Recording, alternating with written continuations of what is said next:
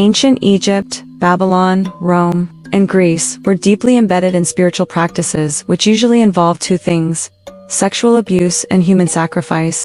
This applies to every part of the world, be it Africa, Asia, the Americas, Europe. It is literally worldwide. Christianity and Islam refer to the dark spiritual entity known as Satan, which means opponent or adversary. One prominent spiritual entity that has been worshipped throughout the history of humanity is called Moloch. In different cultures around the world, he is known by various names, such as Melech, Moloch, Milcom, Melcom, Moloch, Moloch, Melcom, Melcom, Melkart, Melkart, Milkart, Milkart, Kronos and Kronos.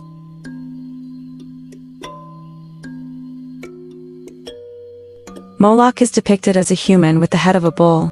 In ceremonies, statues of this demon were heated with fire. And once the outstretched hands were glowing hot, living babies were placed in them. To suppress the terrified cries of the child being burned alive, loud music was played. Ronald Bernard refused to partake of this horror and left the world of the ruling financial elites behind. He was then tortured to death, but had an NDE near-death experience, and miraculously came back to life in the hospital.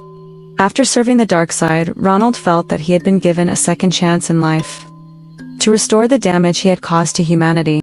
He has now dedicated his life to the creation of an alternative financial system that can help people escape the tyrannical systems of the elites. Two key figures in the origin of Christmas are Nimrod, a great-grandson of Noah, and his mother and wife Semiramis, also known as Ishtar and Isis. Nimrod, known in Egypt as Osiris, was the founder of the First World Empire at Babel, later known as Babylon, Genesis 10:8-12, 11:1-9.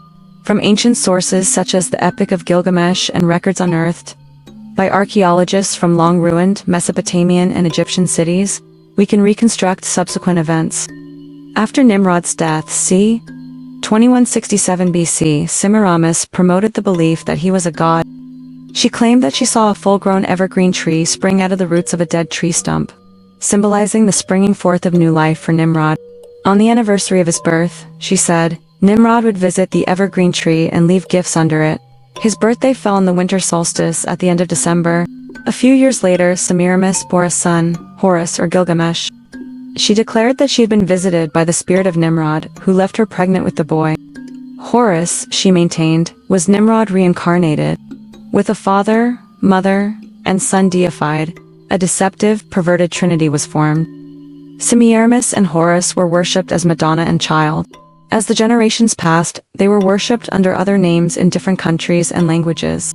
Many of these are recognizable: Fortuna and Jupiter in Rome, Aphrodite and Adonis in Greece, and Ashtoreth, Astarte and Moloch, Baal in During the time between Babel and Christ, pagans developed the belief that the days grew shorter in early winter because their sun god was leaving them. When they saw the length of the day increasing, they celebrated by riotous, unrestrained feasting and orgies. This celebration, known as Saturnalia, was named after Saturn, another name for Nimrod.